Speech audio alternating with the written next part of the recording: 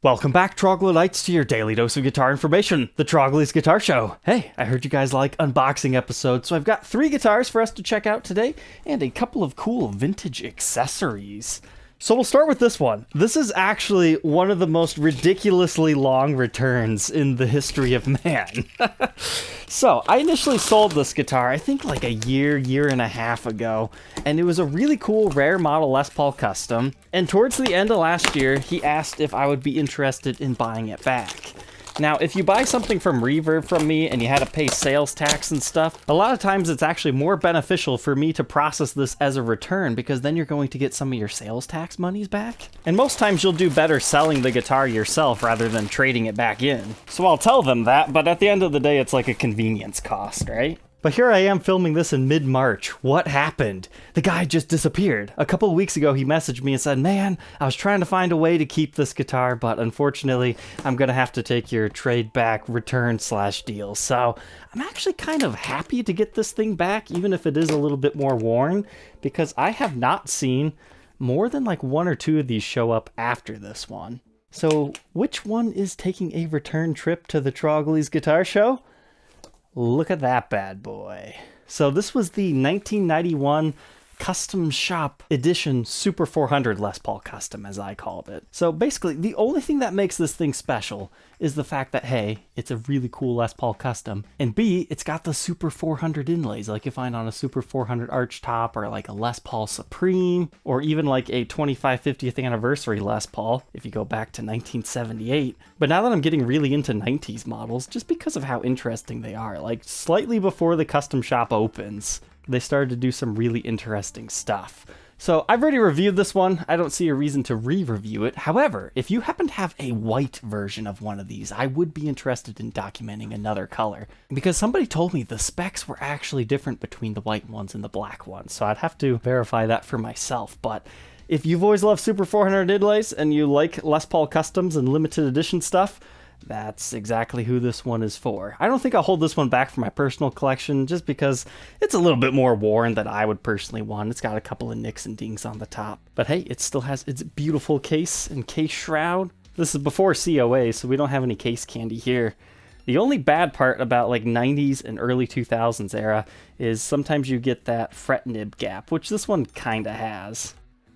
I mean, there's ways to fix that with super glue. You can also refret the thing, or you can just enjoy it as is. It really just depends on your playing style. But before we continue our unboxing journey today, let's hear a quick word from our sponsor.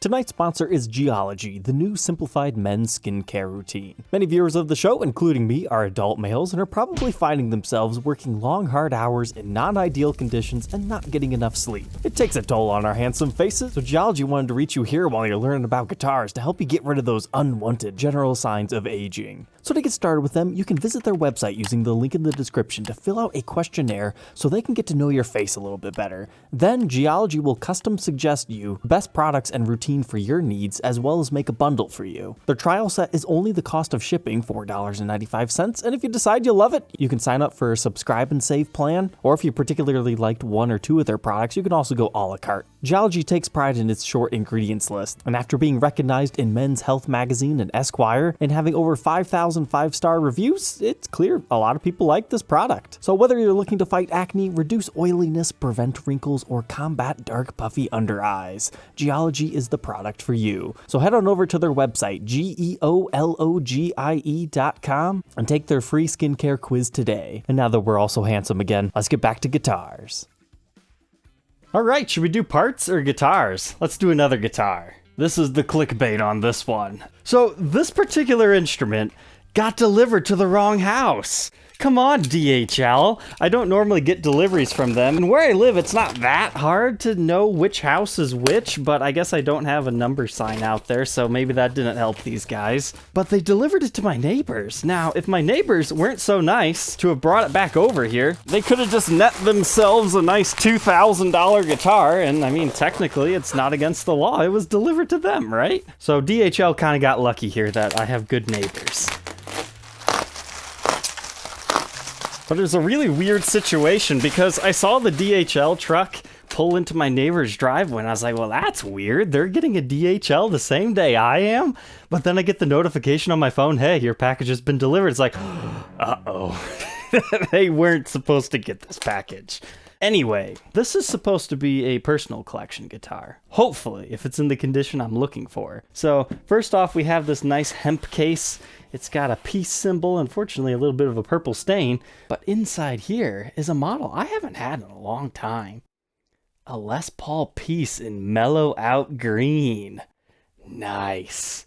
So, the Les Paul Peace, I believe it was first birthed in 2014. I do have videos on these things, but finding mellow out green is one of the harder colors. It might be more desirable in that aspect because of its rarity, but people definitely prefer like the purple ones better. I mean, they've got a blue one that looks pretty nice, and there's a sunrise orange, if I remember the terms properly. But when these things were brand new, they were relatively inexpensive, so people would buy these and then change out all the cool piece parts, like piece knobs, get rid of those things. Tailpiece that says piece and it has piece posts, nope, get rid of those. And they basically just turned these into budget level Les Paul standards, essentially. I mean, sure, you'll still have the 120th anniversary inlay on these things, and they have some other quirky things to them, like stock, they do have the E-tune. Unfortunately, that's just something you either have to live with, or a lot of people just ended up replacing those tuners. And the early pieces actually got these cool little tie-dye switch tips, like this one's kind of a pink and white swirl.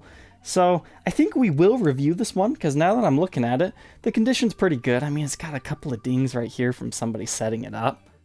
And ooh, yeah, that's not so good. I'm gonna have to talk to the seller in Japan about that. So what it looks like is like the body has cracked in half right there. But what it really is just a finish check line. But it's the kind that's definitely seen some trauma. So I don't know. I guess I'll have to talk to the seller about that. So I guess if you're interested in this one, I'll probably be selling it now because I don't want to deal with that. It's perfectly structurally fine, probably, but unfortunately, that's the way it goes. If you're a picky collector and you want to hold back the really clean stuff, you can't have giant cracks down the back.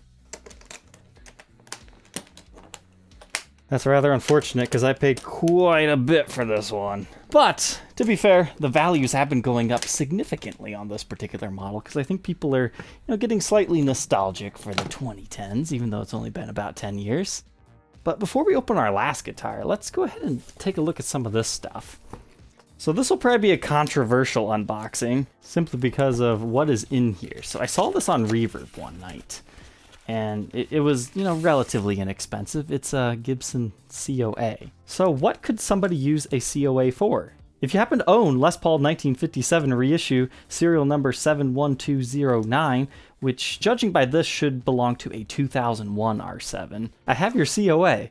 But the unfortunate thing that happens with loose COAs like this is people take them, they build a guitar that has that exact serial number in order to counterfeit it. So you got to be careful who you sell these things to. And then other people, if your serial number is close enough and within the era of the large COA booklets, you could just doctor the writing that way. You know your guitar's real. You just want something that looks a little bit more legit. Now, generally, when you doctor stuff like that, it doesn't look too good. Maybe you could get a white sticker. I don't suggest doing that and advertising it as original, but I figured, hey, why not? Might as well pick it up. Somebody might need this. And hey, on my show, I might actually find the owner of it. Who knows? But the reason why these things get misplaced all the time is because they're giant. You don't really want to fold these things up, or at least most people didn't.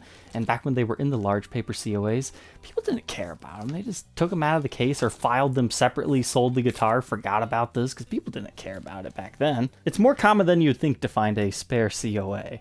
And now in this box, so I was out recording and I just happened to take a look at Reverb, as I just constantly do throughout the day looking for stuff. And I was just enamored with what I found. I was like, ooh, these prices aren't terrible. I mean, they're not necessarily super flippable prices, but I thought if these were clean enough, I might like them for the future museum. So I bought out almost his entire stock, minus one because it wasn't exactly complete. So my friends, what do we have in here? We have original replacement Gibson parts. that are supposedly new old stock. So these are the Gibson Schaller tuners. They call them on here the M6S. These are just your basic ones. They're Gibson branded Schallers, original replacement. Sure, the boxes have got some wear to it. I'm sure they have been opened. It's not like sealed, but everything's looking all right here. That would go good on a display case when those are all good. But not only did he have that, but he also had this.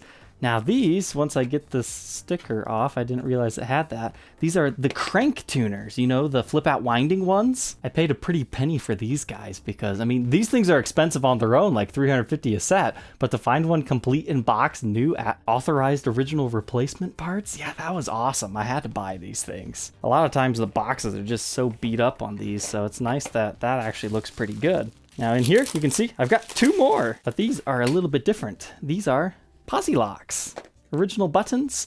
This box, not quite as in good condition. You can tell it definitely has a little bit of fade, whereas these other ones are nice and blue yet. But again, this was a case of, hey, diamond posi lock strap locks. I mean, they can sell themselves for like 150, 200. I mean, it seems crazy to pay that for elliptical posi locks, but unfortunately, yeah, these are definitely not new old stock. They've been used. You can tell that there's been a screw in those guys, but these ones look extra clean. So I'll hold these back, but I know I've had a few people message me looking for gold posi locks. So yeah, these are available.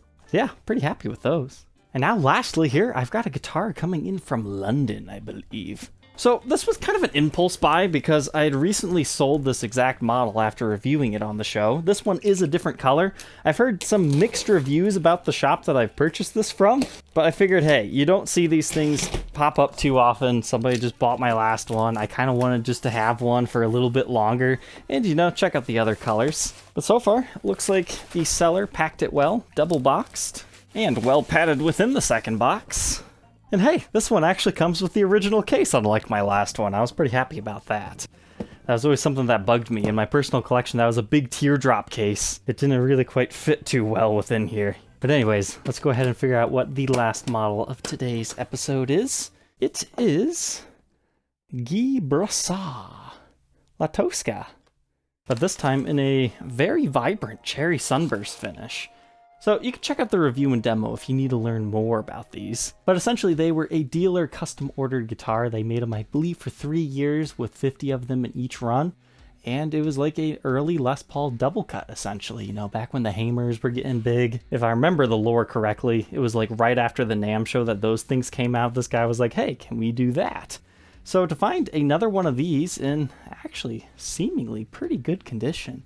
Like this one's number 3 from 1980. The serial number is very hard to read on that. But this exact guitar has been flipped through so many different shops. It's like, what's wrong with this thing? They're all over the EU, so I figure, you know, this time it popped up. It was a fair enough price. I figured I might as well pick it up. I would say this one's just a little bit better condition than my last one. It's got my favorite prehistoric knobs on it. That's what's great about this being a 1980. The biggest downfall of this example is somebody screwed a new strap button in right here, because normally it's only in these 2 locations. But as long as you leave a strap button in there, I mean, it is not that big of a deal. Everything else about this particular one is actually pretty nice. It's got a cool flame top to it. A flat top though, but a sweet ebony fretboard. I mean, it still has this whole sustain sisters going on. You know, I wasn't expecting to keep this one, but it does not seem to be too bad. Like, it's got a little bit of finish checking and chips in certain areas. So I'll let you catch that review and demo to learn more. Alright, Troglodytes, I hope you enjoyed tonight's episode. Don't forget to like, comment, and subscribe, and we will catch you tomorrow on the next one. Take care.